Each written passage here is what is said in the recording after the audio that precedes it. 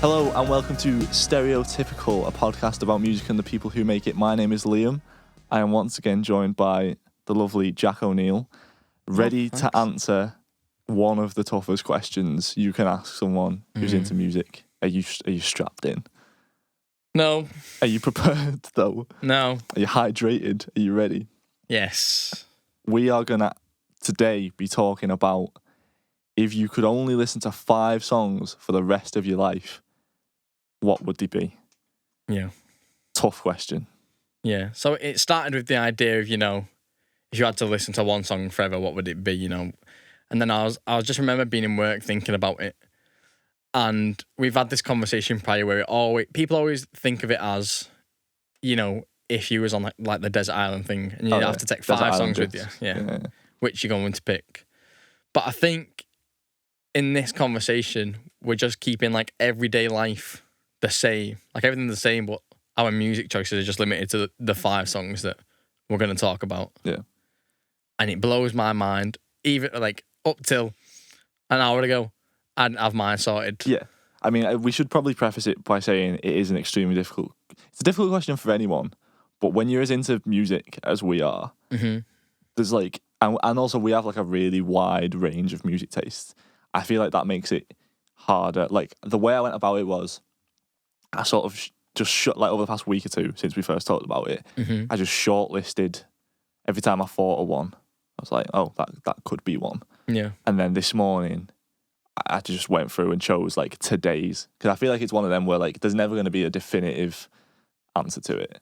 It's just going to change day by day. Yeah.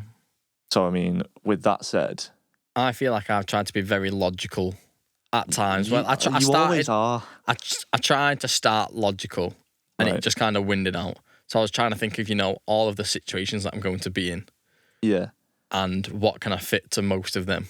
What are my blanket songs that I can have? Yeah, well, I mean, you said that to me, and it almost made it harder because then when I was choosing, I was like, oh, I'm gonna need one for like happy times, one for evening, one for summer, one for the night. You know what I mean? But I just ended up going with, I don't know. There's no sad songs in mine, which is weird because I feel like I was trying to wean out. I thought if you can only listen to 5 songs, and none of them are sad songs, you're just gonna be happier, aren't you? Yeah, but you're not happy all the time, and that's why I'd get stumped. Because I'd be like, there's times where I definitely, like, I've got playlists where I want to be sad. I'm going to listen to the sad songs. But I'm trying not to do that these days. These days, but you don't know if it's going to change. You're not always going to be like that. As well, it's worth saying that if you were only given 5 songs to listen to for the rest of your life, you'd get sick of them after like a month. I reckon. If they were the only 5 songs you'd listen to. So it is kind of an impossible question. Yeah. I also think it's very different because obviously music's subjective anyway, but I already know like your 5 is going to be extremely different from my 5. Yeah. Do you know what I mean? Yeah. Like even if like the reason why we chose that one song might be the same, the music is going to be different. Yeah. I think, I don't know if you found this as well, that like mine aren't necessarily by my favourite artists, because my favourite artists are people that I'm invested in, like more the whole thing of them. Yeah. Whereas these are just odd songs that I really like. Mad. I get what you mean. I don't know whether, like, I've tried to think, more than likely, I would probably want to listen to my favourite band more. Do you know what I mean? And not get sick of them. But then I had to think about, is it just a recent thing, or should I just go for like an old faithful thing that I know that I will always like? Yeah. Well, without further ado, I think we should twist it up, and I think you should go first. Oh, you want me to go first? Yeah. Okay. We planned for me to go first. I think you should go first. Okay. All right. Well, okay.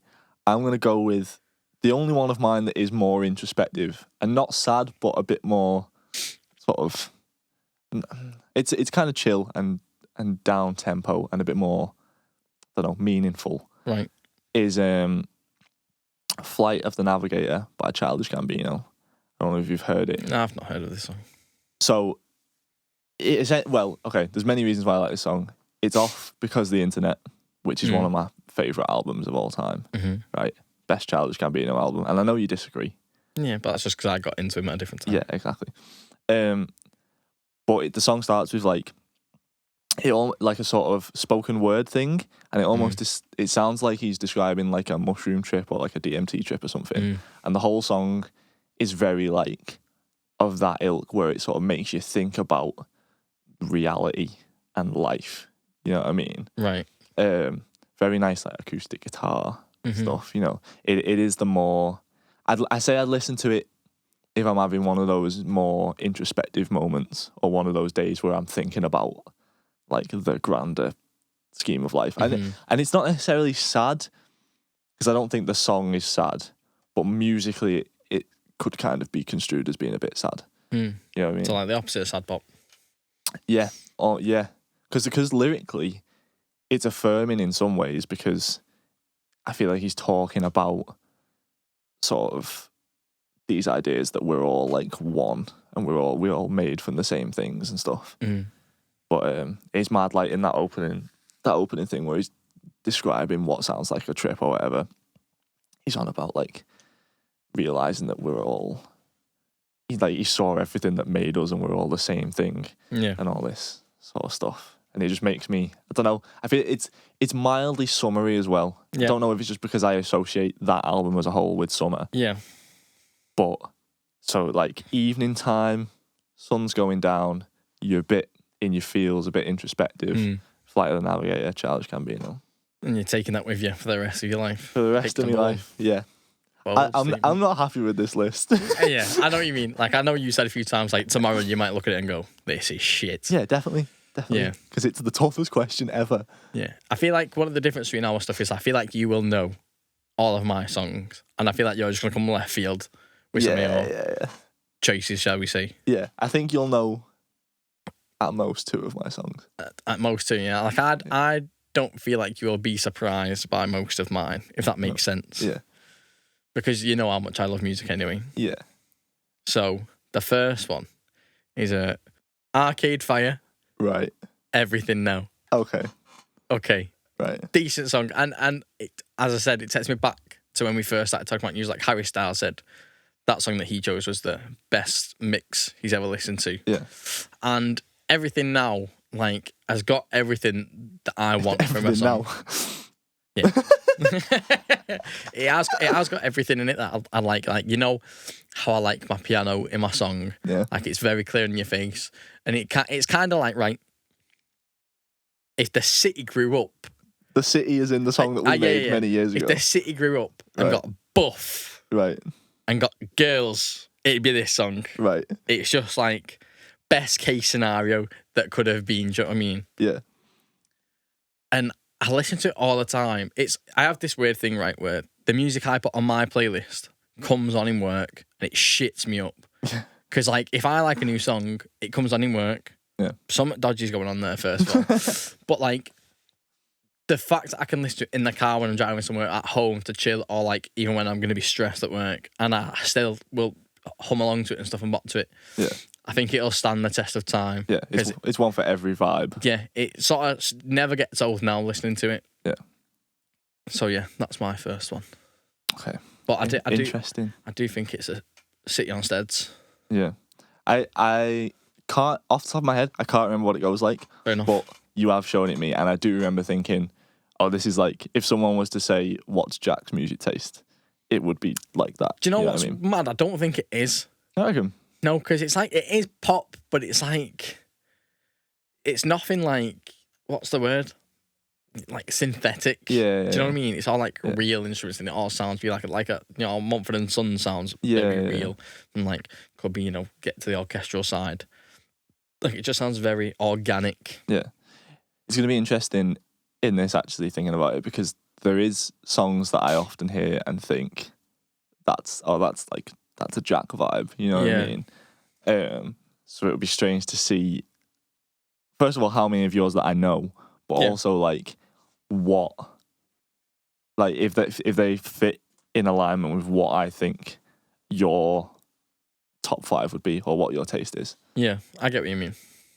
My second one is a late contender, but it's made it to the top 5. Oh. Bit of a throwback to my younger indie days. Oh. It's not as questionable as you think. Circa Waves t-shirt weather. Yes, classic. Because recently, past few days, sun's out, window down, shades on, car, crank it up, Get the t-shirt note going. weather. Yeah, and I was like, if I'm going to listen to 5 songs for the rest of my life, I need a song for that vibe. You know what I mean? Yeah, man. It's an important vibe. It's good for the soul and the mood. And yeah, like I say, older kind of song. I don't really listen to that sort of stuff as much anymore. But do you still like often listen to T-shirt weather? I do, yeah. Every time it's t-shirt weather. Yeah. You know what I mean? T-shirt weather's one of them songs where, like, if someone puts it on their Insta story, I'm like, that's a fucking good tune. Yeah. Props to you. It is. It's such a good song. And like that whole album is just like a similar vibe to that, and I really like the whole thing. But I was almost thinking as well that this would be easy to do with albums. I've realised through trying to sort this out that like I'm more album orientated. Yeah. You're very like old school music. Yeah. Whereas you're more singles, would you say? Yeah, I'd say so. I'd say like I'm always interested in albums, and I'm always interested in the chronological order. Yeah. The sequencing, one would call it. The order of an album. Like, I'm always interested in like why. Again, it's like the deeper thing. Like, why would you put that song there? And like we've talked about it before, where like there's an album, you're like, it would have worked if it was rearranged, and set in a different way. Notes on a conditional form. And yeah, T-shirt weather's a banger. To be fair, Yeah. I will give you that one. And as well, like, I remember it's got like a memory attached to it that I always think of. So like, this is gonna be mad because you're not gonna like. Mine's so strange. What, your list? No, the memory of T-shirt weather, because it's called T-shirt weather. It's meant to be good vibes. Yeah. Okay, right. Well, I'll just go first. It's fucking weird. Please do. Mine reminds me of going to a uni interview. Why? I have no idea. It must have just been on at the time. Yeah, I have a similar thing though with oh man, I can't remember the name. What's the name of that Strokes album, Paul? The colourful one. We were trying to think of it the other day. The Strokes album that's got Machu Picchu on. That album is like dead uplifting, summery. Yeah. Similar vibe to T-shirt weather. There's a lot of those songs on it, and a song called Gratification or something like that. Gratisfaction. I feel like it's a play on words. And that reminds me of like doing college open days. Yeah. Just because it was on the bus. Yeah. You know what I mean? But my T-shirt weather story is, you know, Josh, my mate Josh. Yeah. Got a friend called Josh. He lives in Australia now. But when he lived here, best mates. Played in bands together, went to gigs together. And the last gig that we went to before we moved away, he bought us tickets to see Circa Waves. And this was like back in the day when they were just starting out. Yeah. And I was like, I'd heard like one song. I was like, I'm not really massively into Circa Waves, but yeah, go ahead. We went and it was class. Like proper rowdy, like O2 Academy, Liverpool. So it's like smaller, rowdy crowd. And we all sort of there was like a group of us, all sort of got a bit separated throughout the course of the gig. And then they played T-shirt weather last. And as it started, me and Josh found each other again. And he pulled me through to the bit where he was. And then we were just vibing out to T-shirt weather. So ever since then, it's got a little place in my heart. It's very emotional stuff. It is a very emotional stuff. Very deep. I don't know if Josh even remembers that, because I've never really spoke to him about it. But Josh has been pissed way too many times after that to remember that story. Let's be honest. True. But yeah, it just holds a place in my heart. Okay, I'm going to come at you with a weird one. Right. And you're probably going to hate, right? Wham. Last Christmas. Oh my days. It's out there, innit? It's left. What? First of all, can we sample that, please? That only works at Christmas. See, I don't think it does, because it's a very emotional song, bro. You're limiting yourself to 4 songs there. One of them's a Christmas song. Do you know what? This is the only one that I was like, I'm keeping it. The others were like interchangeable. This is the only one that... First of all, everyone loves Christmas. It happens... Okay, not everyone loves Christmas. Everyone should love Christmas. Good vibes, positive vibes only. It happens every year, you know? It's a very family-oriented thing. And it's one of my favourite songs at Christmas time. Yeah. But I just think, even if... Again, I was going to like, if I was going to feel sad or something, Last Christmas is still a sad song that, you know, that you can relate to anyway. Yeah. So... I mean, I feel like it's on the better end of Christmas songs. I'll give you that. And I don't really like Christmas songs. But... I don't know. It's just crazy that you're it's a wild choice. It is. It's a wild card. It's very out there for the rest of your life. Yeah, because Well, you're telling me, bro, you're gonna listen to Wham! Last Christmas on in July. if it's a sad day in July, yeah. But it's not even that much of a sad song. Of course it is. Last Christmas. Yeah. And everyone also knows Last Christmas, I'd like to think. Yeah. But why does that? I don't think that should Last factor Christmas into... also is one of the first songs I remember listening to ever. That's crazy. That's a crazy memory. Do you know what I mean? And I remember listening to it in a car outside of my nan's house. Yeah. And just thinking, oh my, this is a really good song. I want to hear it again. So it's got that sentimental value. I mean, okay, I get it a bit more from that point of view. Yeah. But still, it's a Christmas song. That's mad. That's proper throwing me that. I know. I didn't expect it. Yeah, I know. No, it just makes sense. It makes sense. Because like I was saying, if I'm going to be sad, I was thinking, what sad song can I have that I can use in other places? Do you know what I mean? Other places being Christmas. Well, yeah, Christmas is like, well, you got to think about it, right? I know it's very specific to Christmas, but Christmas, like, for me, kind of starts like November-ish, do you know what I mean? Like when you get ready for Christmas and the Christmas songs start playing. Yeah. And you're going to listen to it all November, all December, bit of January, first week of January, you know what I mean? Yeah. It's still lacking about. So it just makes sense. If I'm only going to listen to 5 songs forever, it's got to be in there, bro. That is madness. I feel like whenever I talk about Christmas with people and Christmas songs, particularly, it makes me, I don't know, I'm always very much like, I hate Christmas songs, and maybe that's just me being a Scrooge, you know what I mean? I'd say it's you being a Scrooge. Because I'm always the one in the conversation with what's your favourite Christmas song? And someone goes, oh yeah, that's a good one. It's Band-Aid or nothing, and Band-Aid isn't even that good. But I mean, I went don't know. downhill since Dizzy Rascal got involved, if you ask me. Yeah, well, I mean, I'm talking like OG, like 80s Band-Aid. But like, even when you said, oh yeah, you start listening to Christmas songs in November, that just made me want to be sick. I hate when people do that. Like, December, you can listen to it from the start of December till Christmas. You ain't the boss of no one, bro. People do what they want. I start planning Christmas. I will ask someone what they're doing for Christmas in July. I'm like, get ready, because I'm going to ask you. Oh, well, that explains why you've chose. Well, I've chosen it 'cause it's a fucking class song, first of all. He doesn't like George Michael. My next one couldn't be. Are either of us religious? does that only work if you're Catholic? Tangent right.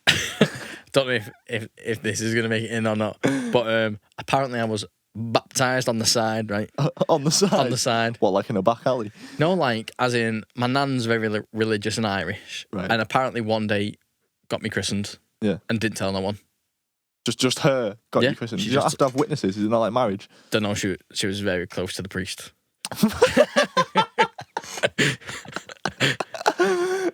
But like, I obviously never knew this, right? But one of my 3 sisters remembers it happening. Right. And then it's come out and I'm like, I don't remember this. I remember going to church, and even some days I was like giving out, like, I don't know if it was hymn books or Bibles, I don't know, but I was getting involved in some church things when I was a young man. A weird. Yeah. Yeah.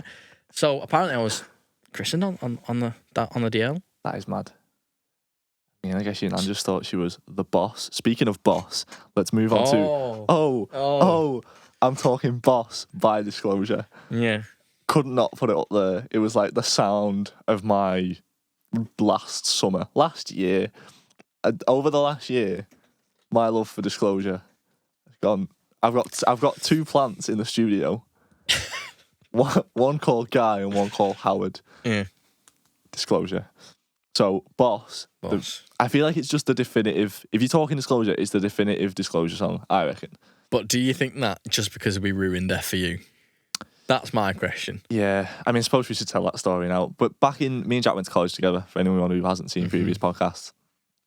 And did music technology, and part of that was a live performance that had to involve, sort of incorporate like live performance and like technology and, you know, computers and iPads and all this shit. And one of the songs we did was F for You by Disclosure. And I feel like every song we did in that set has been ruined. Yeah. Every song that we did in college has been ruined. We did it very, very...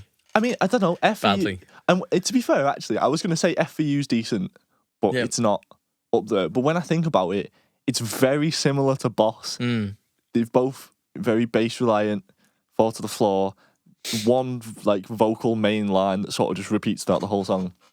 But I don't know, Boss is just hits different. Yeah, and I was going to talk about Boss when we were talking about the ultimate song to play in the kitchen. Yeah, because that's another like stir fry vibes.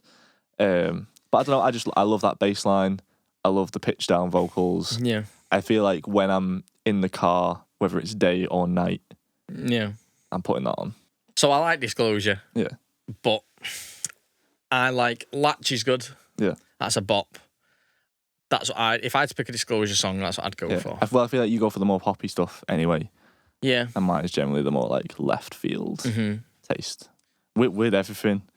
But I tend to like the more like not like not underground, but like the more ones that are just like club tunes for Disclosure. Yeah, like I feel like not everyone would pick your choice. Yeah. But I can understand where people like look at mine and go, fair enough. What's your next one? So what even number am I on? I'm on number 3, I think. Number 3. It's by one of my all-time favourite bands, The Play of the Cold. Coldplay, of course. Can I guess what it is? You can have a go.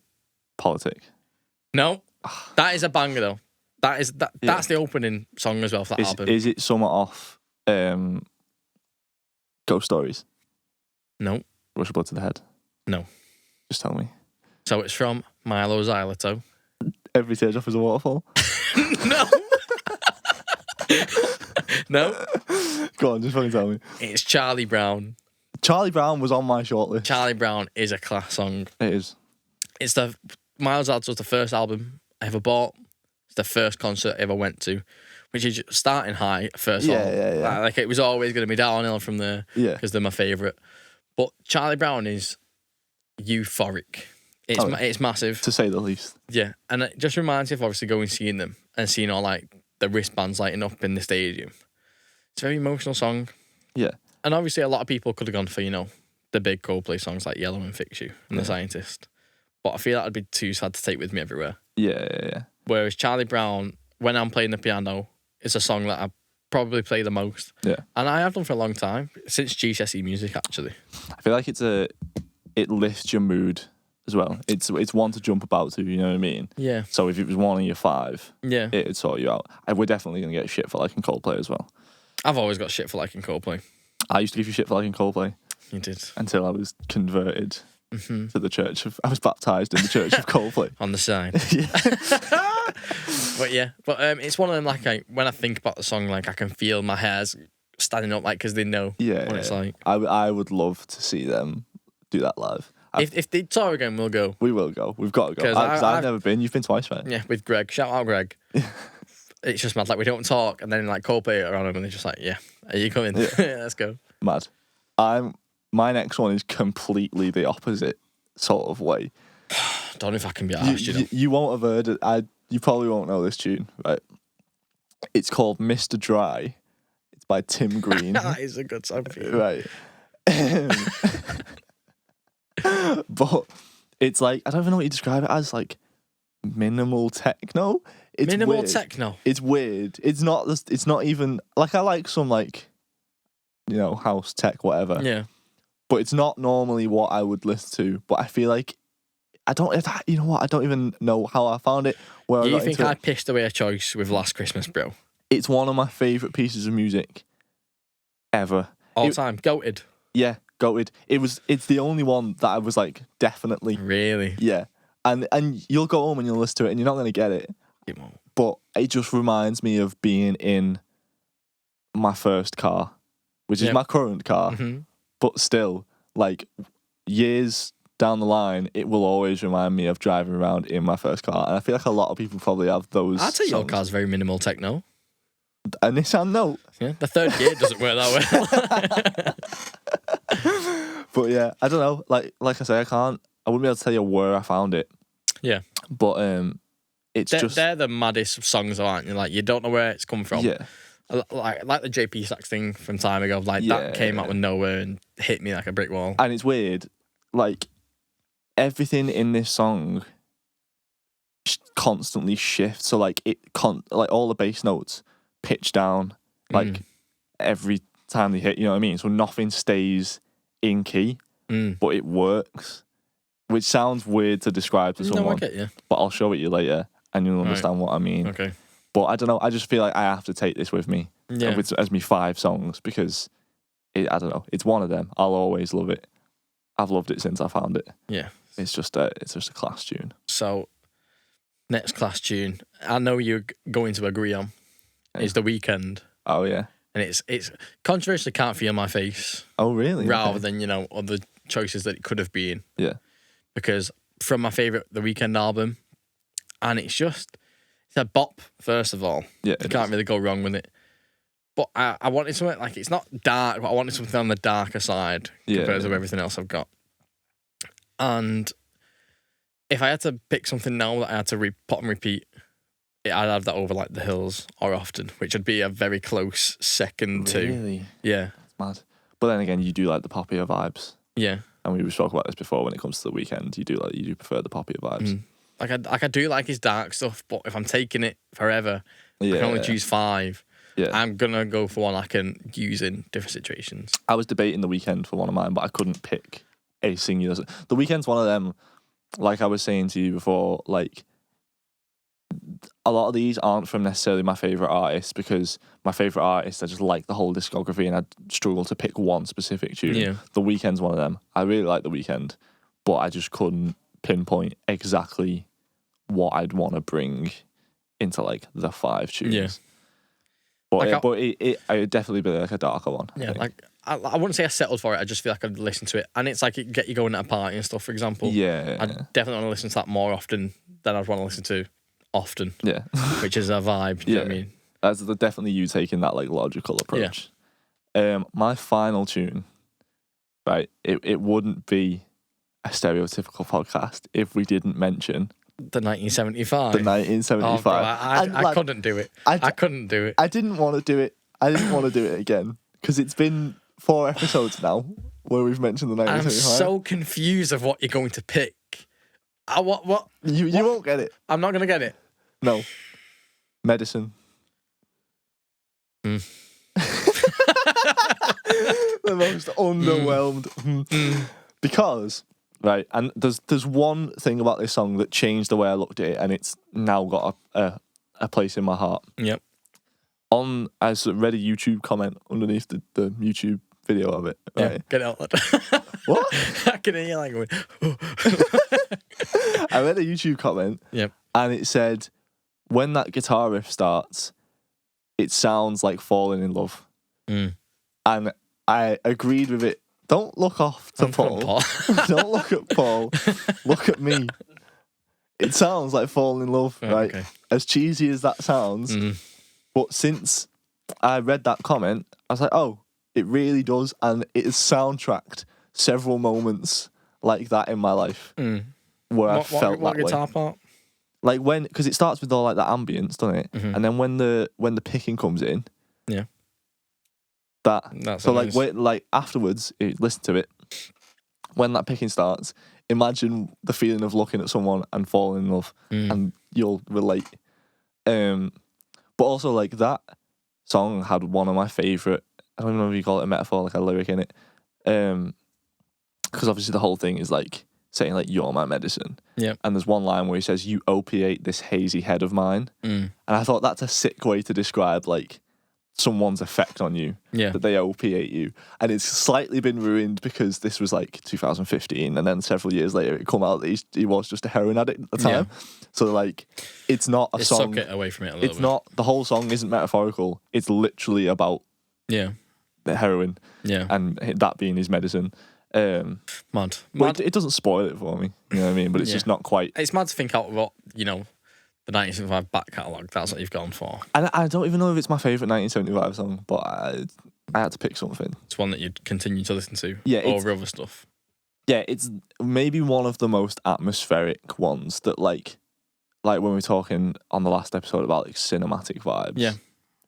That is a cinematic vibe, and I feel like I have a cinematic mind, so I needed a cinematic vibe in the 5. Out of one of the 5 songs. I feel like your opinion on the 1975 has changed as the albums have come out. I mean, with every album, I feel like you're less into them. Fuck it, yeah. Nah, I wouldn't say so. I mean, Like, I feel like the earlier stuff, like, you proper had a feel for. Like, well, yeah. I don't know if it meant something more or whatever, but you was into it more. I think the earlier stuff will always mean something because it changed the way I make music. Yeah. Like, the production of it influenced the way I produce heavily. Yeah. Whereas the more later stuff maybe has songs that has more, like, deeper meaning to me personally. Mm.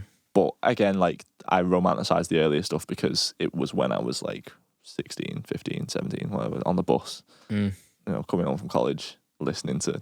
I like how it was all getting romanticised and he was like, on the bus. Yeah, on the 17 from St. Helens. At least he turned up, bro. So Side note, the 34A from 34. Acorn Street to St. Helens comes when it wants. Have you, double side note, but have you seen Sean on a bus?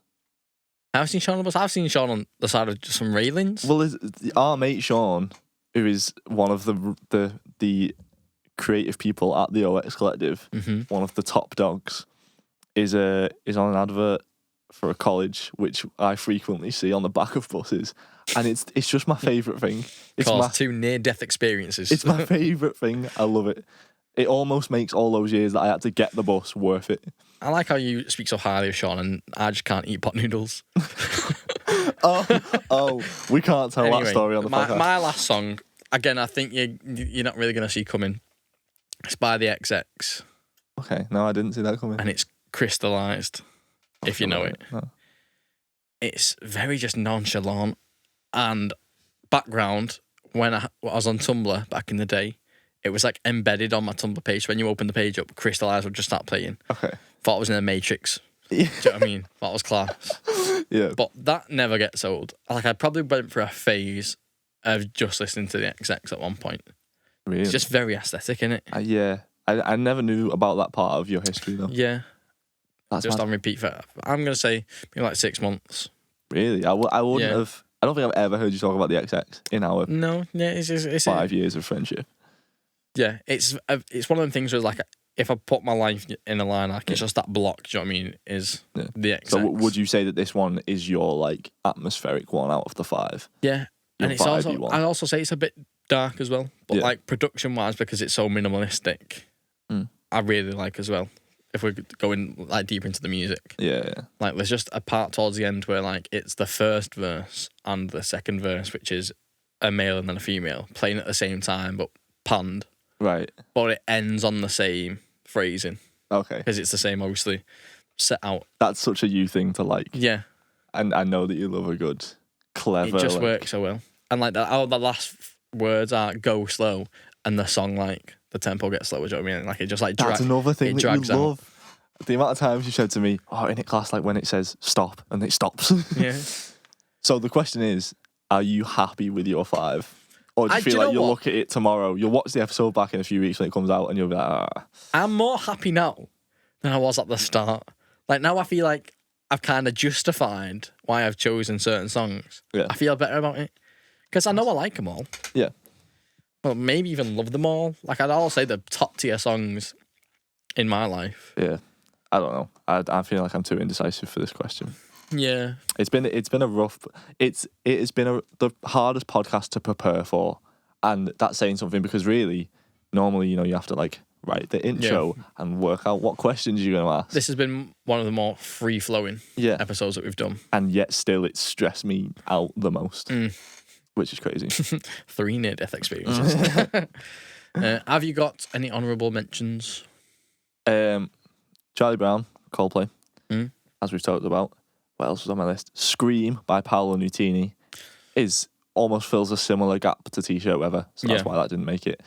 I can't really think of... I did have others, but there was a John Hopkins song that I've mentioned in the previous podcast that I just got rid of because I didn't want to... I'd put the 30 Seconds to Mars on in my honourable mentions. I feel like I'd have to talk about it because it's so significant. I've also got Fix You as the second Coldplay one. If I had to pick one, I'd probably go for Tim Berg, Avicii, Rip Tim, Seek Bromance. Because at one point I was thinking like of, you know, a dancey vibe because, you know, I'm very into, like, you know, Hedy Hem and all that sort of stuff. I feel like that needed subtitles.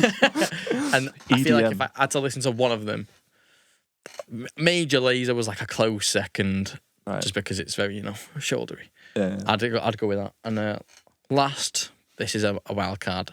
I would take, the college recording of 2 a.m. My song that I wrote 2 a.m. Yeah. The Strangers song. I'd take the pre-Strangers version. That's crazy. Because this was like when I was getting the last one, and I was like, I love Crystallized. And it gets me that vibe. But yeah, I'd take the college version of 2 a.m. Mad. That's crazy. Because that was emosh. It was quite emotion. That hit some nerves.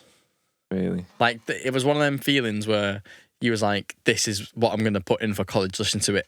And as I was listening to it, I was like, nearly tearing up. And you don't cry ever. Never cried in my life.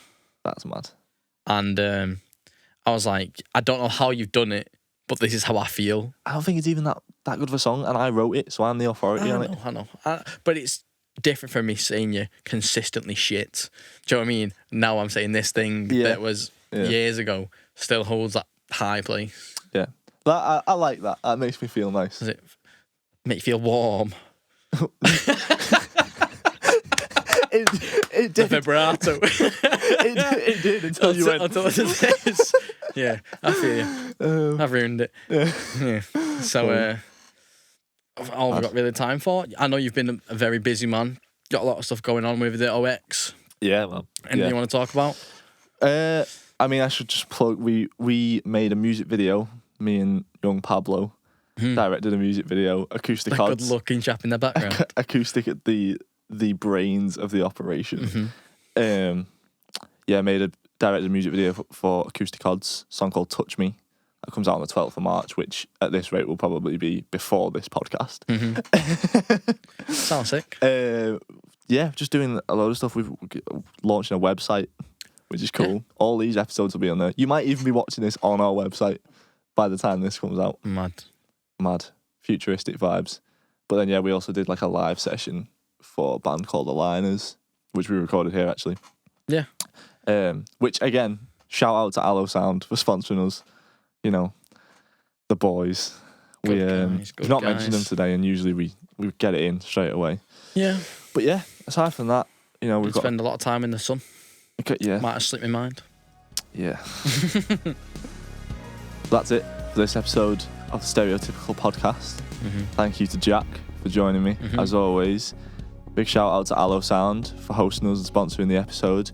You can follow the OX Collective on Instagram and on Facebook. All the links are in the description. You can also follow Allo Sound and me and Jack personally. Thanks for watching. Subscribe for more OX Collective content and the other episodes of this podcast. Goodbye.